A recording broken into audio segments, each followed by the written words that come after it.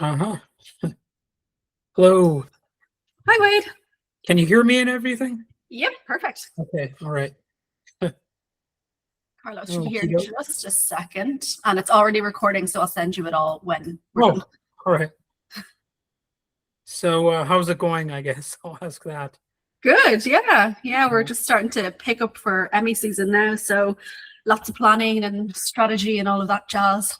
How about yourself?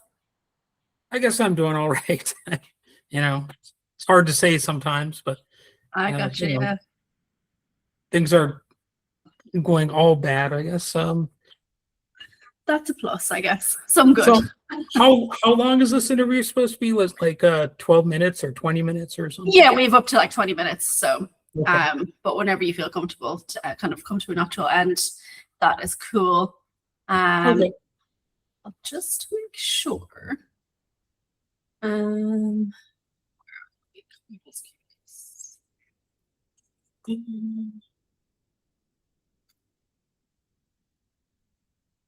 Yes.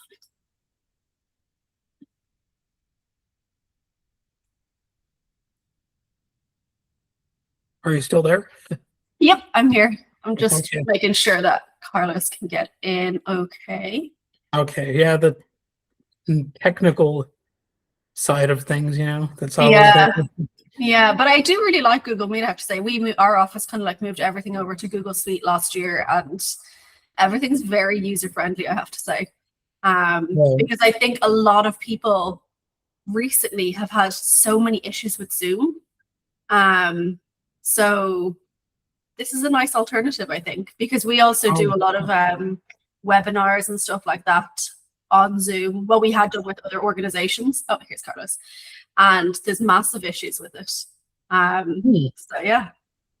All right. Hello. Well, hello. Hey, Wade. Yeah. How you doing? So this is my third time. Yes. Interviewing you. It was Griselda. Was it last? Was it Griselda? I think so, man. How you doing? I think that was one of them. Yeah. Yeah. So well, we're here to talk about this new movie that you're a part of, and yeah, They Will Kill You is the title. So it's obviously like a horror movie sort of thing. So yeah. How much experience have you had working on horror movies in terms of scoring or? This is like the first movie I did a thing for Disney called Just Beyond, and it was hey Sarah, how you doing, by the way? I just saw you here. How's it going? I don't know if you can hear me. So but it's good to see you, Wade, too. I guess it was Just Beyond was a TV show that came out on Disney Plus like 3 years ago, and it was based on I can't believe I forgot the guy's name, but he basically came up with there was a TV show, there was a book that's very famous, and basically it's kind of a horror thing. And one of the episodes was very much a horror-based episode. That was the first time I actually did something, and I got a lot of learning from that. But my love comes from the Carpenter days, absolutely, sure. All that stuff from it through, God knows all the stuff from the 80s I grew up listening to and watching, and those kind of scores, the Charles Bernstein score for the Freddy Krueger stuff, Oh yeah, the original Nightmare on Elm. He seems to be underrated, actually. Everybody mentions Wes Craven, but the Nightmare on Elm Street score is also great. Yeah, absolutely. It's literally, that's kind of like, it's kind of quintessential of the time, and I think it was a big influence on this. The approach, the idea of doing Carpenter style influenced music, like really just unhinged and balls to the wall kind of sound, because I started with piano music. Like I was just doing pretty things for the sisters and sister themes that would be, connecting their core. And then the director, Kirill, kept saying, we have to keep our middle finger in our pocket. That was kind of like the thing he kept saying. And I was like, okay, so what does that mean? And leaning into the sense, into the style that it felt like it evoked, the hyper violence, it kind of dictated something that wouldn't be so elegant. So it was more of a real explosion of, it was great for me because I learned so much, and I'm getting older. So, the more new things I get challenged with, the better. Oh yeah. And there's also, I'm sure there's a guitar focus as well in the score too, like electric guitars. And do you think the guitar is making a comeback as a popular instrument? There was a while where it was almost too popular, like in the 70s and 80s, and for part of the 90s, but now it's almost too much in disfavor. Yeah, I actually am a fan because I'm a guitarist first. You know, like I grew up playing guitar and I was in rock bands in the 80s. Sure. And the fact that this had a bit of a blend of, it wasn't just synths, it was more like there's a retro synth wave homage, you know, kind of thing going on. But we even had classical guitar for Maria Reeves. Like there's a little bit of a classical guitar thing, but then there's also when Asia's talking, we went straight up for like Les Pauls and Stratocasters, you know, to really kind of drive ideas home. So along with the Carpenter style synths, you know, hopefully it was an eclectic kind of mix that came up. And to answer your question, I do hope so. I mean, it's fun to kind of grab the orchestra and blend it with classical guitar or rock guitar and synthesizers. And that's what I think the score kind of is. I mean, it certainly a first for me. And like I said, an education. And also instrumental music should make a comeback as well, you know, including film scores, of course. But I recently saw, I mean, this is a bit conversational, but I recently saw Flea on, I think it was not Jimmy Kimmel, but one of those shows. Yeah, sure. And he did an instrumental. It's been a while since I've seen one of those. Yeah. Performed on a late night talk show or anything like that. Yeah, the idea of like a new classical gas coming out would be cool. You know, Oh, and yeah, I know it's weird because it's like classical guitar and orchestra, but it's that sort of thing that in its own, like, or like the progressive rock bands that they played all these instrumental tracks that stood alone, you know, there's no necessarily need for vocals. But I guess film scores do that. And this one was very much, it was an interesting thing because I guess a lot of things that happen in They Will Kill You were the action. One of the first things we started doing was scoring some of the fights, and then it became clear that songs would do fights. Like, and if you see it, like for set pieces, it's songs, so it's character story driven music that I had to kind of come up with and somehow go along. There's chase scenes, and there's also scoring some of the fighting that happens, but it's a good balance. I think it's a good balance to kind of know where your place is in telling the story, and it felt that way for this one. You know. So were there any moments where you were like throwing out the rule book or whatever like that? Because music is usually more interesting when, you know, people do that. And it seems like there were some parts in this score where you might have done that. Yeah, and I want to thank you for listening at all before we interviewed. You know? Yeah. It means a lot, you know. But it was that kind of thing that, again, like even if you hear the first thing, The Sisters, which is the opening track, I guess, that first version was piano. I had this very pretty piano thing, and the idea was playing against what we were going to see.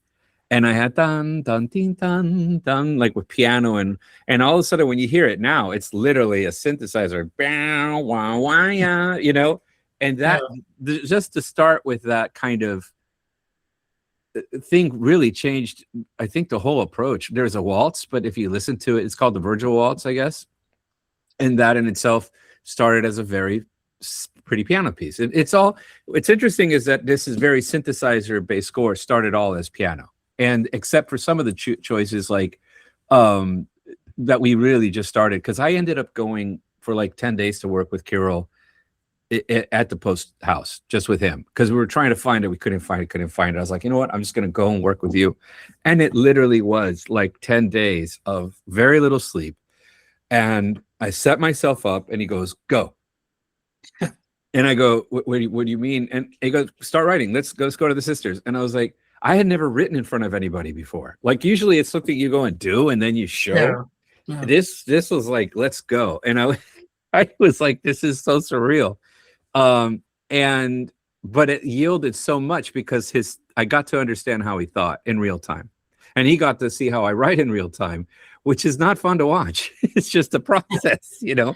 But the result turned out to be the beginning of what ended up yielding the score that this needed to be, and that was really worth going into the trenches for sure. So it was aggressive and modern, but I can still hear the sort of gentler ghost story piano motif in there somewhere, you know. Yeah, Yeah, I mean, I think if you hear the sisters, like when there's a couple moments when they, they're reuniting or, doing something that is definitely based off a piano idea that turned into synthesizers. And it was just so surreal to me because it was so over the top from what it originally was. I kept thinking, I don't know.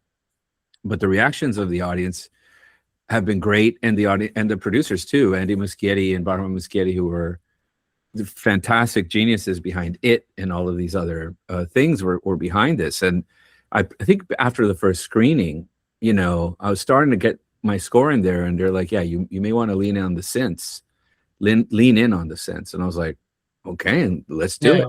And it was just so cool to be uncomfortable for so long and know that at the end of the day, you're just hearing this.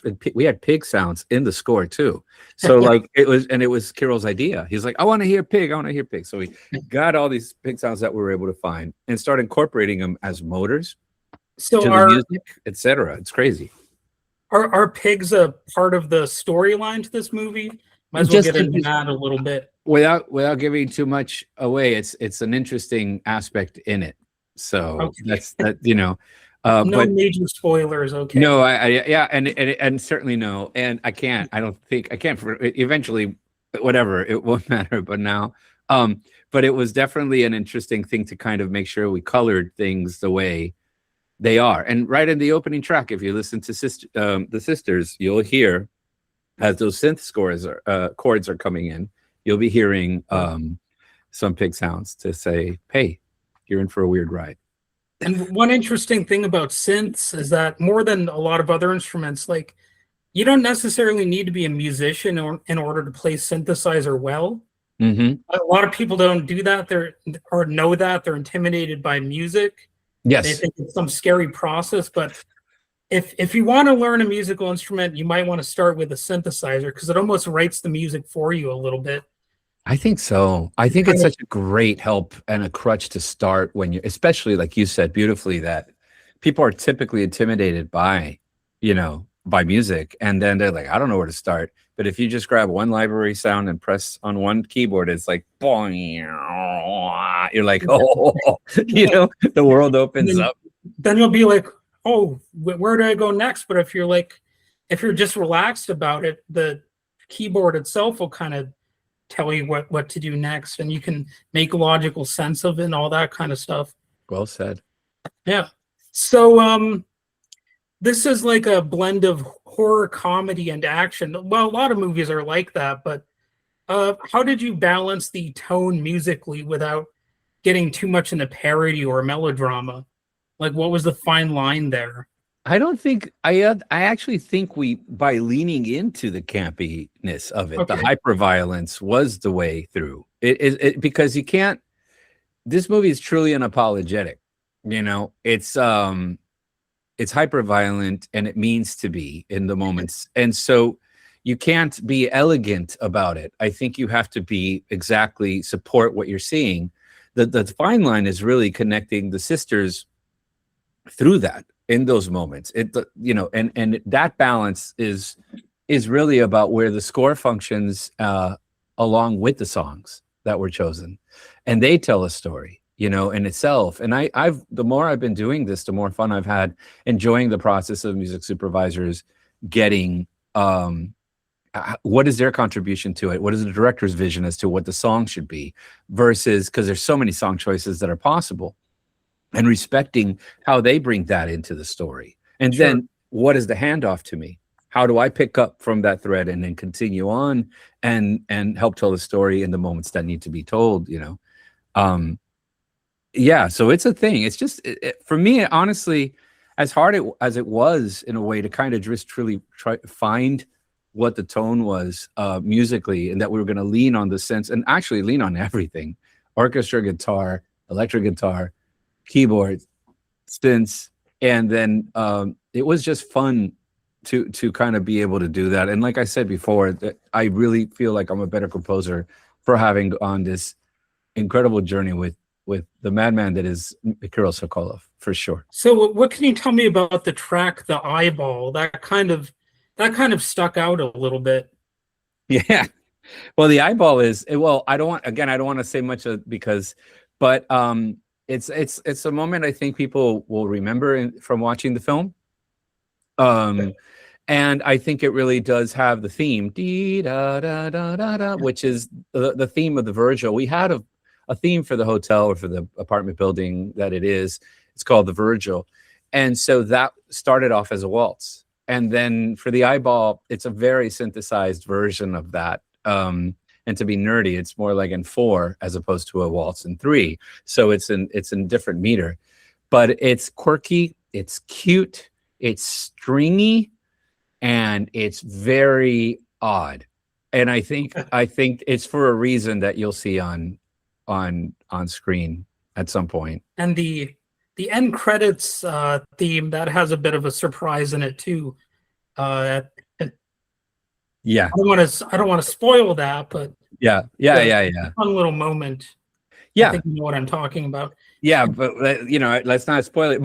But still, it was actually really fun because we had music editor Rick Ziegler and then Louis Schultz as well. And Louis Schultz, I had him add like a remix vibe to that suite. Because it's literally the end credits. It's what you'll hear during the end credits, which is kind of like the old school overtures of operas and stuff, where you hear just about every theme playing in a little bit of a taste of all the music that we're watching throughout the movie. And then, but the idea is to kind of remix it in a way that was really fun. And so we had a blast working on that one for sure. So, like, what was your, I guess, the musical birth? What's your story as far as what first inspired you to get into music? Might as well get a little bit into the origins. Well, the origins is, I think, being at church at some point when I was 6 and listening to Ave Maria and crying and not knowing why I was crying. I was like, this music came from what felt like I didn't understand. And then I fell in love with the music that my brother would listen to because he was older and he was the cool dude, and I was like, man. And so he'd bring all these cool music to home, including eventually Ozzy Osbourne and all the metal bands from the 80s. And I started falling in love with that. And I then saw a commercial for a Fender guitar on TV in the middle of, and I was like, wait, you can buy it? You can buy that? You can buy a guitar? Like, I thought that musicians were born in an island far away in music land. And then they kind of did that and they were born to do that. And so I was in Costa Rica at the time. So I was like, that's never going to happen. I mean, I never thought of it. And then I realized you could buy guitars and eventually take lessons. And that was what led me. It was on the music of Ozzy Osbourne or Randy Rhoads, the guitar player, who was like my favorite metal player. Yeah. And I just such a fan of that music. And then 80s, literally, I was a kid of the 80s playing all that metal stuff. And then I started writing music in a band that we were with my brother. And then eventually we were in a cover band. And then I started studying it seriously.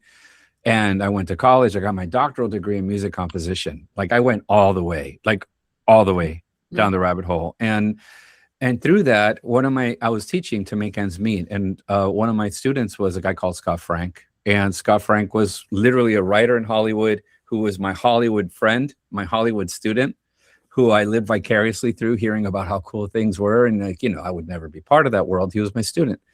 But he started directing, and he had James Newton Howard work with him on his first movie called The Lookout. And then the next movie he did was A Walk Among the Tombstones, and that he gave me the opportunity. So it was a real miracle, to get to work. My guitar student gave me my first job once he became a director. So teach everyone, it's worth it. Yeah. It can actually reward you in the end. Yes. Yeah.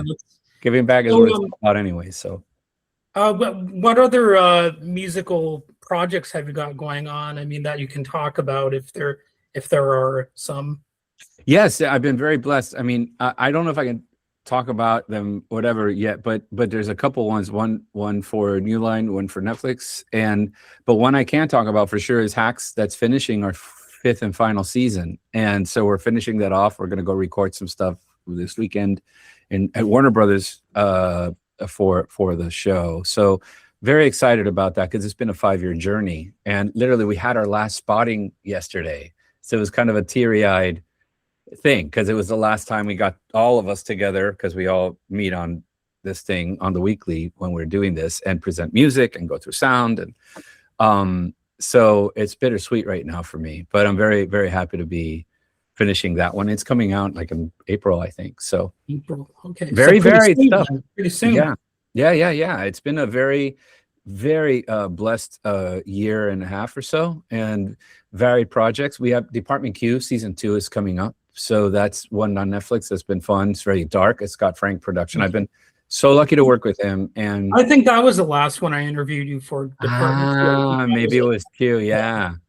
Yeah, because Griselda must have been 24. So it must have been last year. There you go. Okay, now I'm getting my math together. That's all right. I forgot which one myself. No, but it's great though, man. It's great. I actually forgot what your last name was. Like, I was walking home from work. I was like, what the hell was his last name? Dude, it's like it's what I tell people is River with an A at the end. That's what I say. And then this is easier to remember that way, because otherwise it's Riviera, Riverbank, Rivers, or I don't know. I knew it started with an R, but I just could not remember what it was. I'll take it, man. But the fact that you remember interviewing me is huge, so it means a lot. It's good to see you too. Two times before, so I mean, it's, that's why when you popped in, I was like, "Oh, dude." Yeah. So, this is going to be for Pop Horror and also for my podcast. Oh, great. So, is there anything else you would like to add, or anything like that, or? No, I'm just grateful to get to talk to you about this. I just hope you go out and see it and check it out and listen to the music, and because it's certainly something new for me, and it's a ride I won't certainly forget anytime soon. And one of the coolest things was to be at the premiere at South by Southwest, because you get lost making these, and you don't know. I really, the more I've done it, the less I know of how things are performing. But the audience was phenomenal, and getting to be in the audience with that energy and sincere laughs and shocks and screams and a little bit of everything. I almost cried, man. I was like welling up going, I can't believe this, because it was a magical moment. So at least that did definitely happen, and it was worth going to that premiere. I think even people who aren't composers could understand that, like having that connection with an audience that's reacting to what you've made. There's something that can be nice about that, Very. I've recently been trying stand-up comedy, and I was skeptical that I'd be able to make anybody laugh. But man, when you actually can impact somebody, it actually hits you. You're like, wow, I can actually do something like this, And bless you for doing that, because that's the most vulnerable of all the arts, I think. Awesome. I told, when I was doing music and before I was working in any way that was meaningful or bringing any money home, I told my wife, don't worry, if this doesn't work out, I'll do stand-up comedy, because that'll. And she hasn't left me yet, which is a miracle. But comedy I really respect that. So congratulations on doing that. It's just been a few open mic nights, but hey, man, keep going. That's what it's about. That's what feeds us. We learn, we grow, and I think the ultimate thing is to be curious, and about, can I try this? Is it worth it? Yeah. So right. I'm excited about that. If you ever want to jam or collaborate, I'd be open. Let's do it. Let's do it. I have a Fender. I can email you an album. Okay. Like the album that I'm least ashamed of, if you want to do that. It's weird though. Like I do a lot of guitar delay loops. Like I was addicted to delay loops in my high school years and stuff. Yeah. And you might need to take a break from it because it's so weird at times. What did you use? What delay pedals were you using? Well, I had a Boss. Yeah. A Boss Giga delay, it's called. It goes up to 23 seconds. And then some of the there's also an RP, the Digitech RP100, and I had a Boss ME30. I got into the Line 6 stuff when it came out. The green monster and the blue bastard is what I called them. One was a delay one, and one was all the modulation stuff, right? And so I would play with those, and the tape delay tricks I used those plugins all the time with what I'm when I write. I just pop in a tape delay, and it's just immediately fun because it kind of it warbles the sound as it does its looping. You know, for the life of me, I don't understand why more people don't do delay loops, because you can really do some awesome stuff like that. Yeah, I know it's definitely a great sound producing thing for me. I mean, that's definitely the benefit of growing up in the 80s is that I know what the sounds that I'm trying to emulate are, you know, Sure. and for me, what you're saying is talking about the old school stuff, like early 80s, like, you know, Boss was it. I to get a Boss pedal was the summer's job, you know. It's like all this work to get that one pedal home. And I remember I got the distortion pedal, this black one that had 4 knobs instead of the 3. And I was like, oh my God. And I opened it and I took care of the plastic and the wrapping and just connected it as like, you pedals, man. It's what it's about. So I hear you. Yeah, Bosses are built tough too. They are. Look like weapons. Like they are. You don't want to get hit by one of those. That's literally a musical brick. And so, all right, if you can send me your email address, I'll send you that album so you can sample it and hear the horrors unfold. Let's do it. You just did for me, so thank you. It's only fair. Yeah. All right, so I guess that's it. I mean, we've been talking for a little while. Yeah, man, for sure. Thanks for taking the time, and thanks for making the time. It made my day. Thank you so much, man. Take care. Have a good one. Take care. Bye. Bye, Sarah. Bye. Thank you.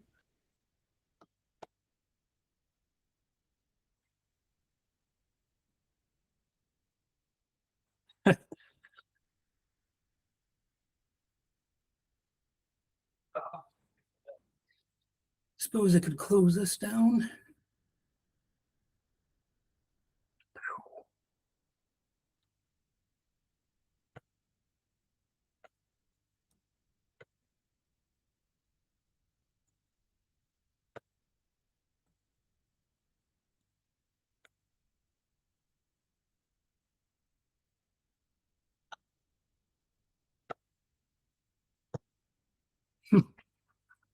I don't know, is that, well, hopefully that recorded.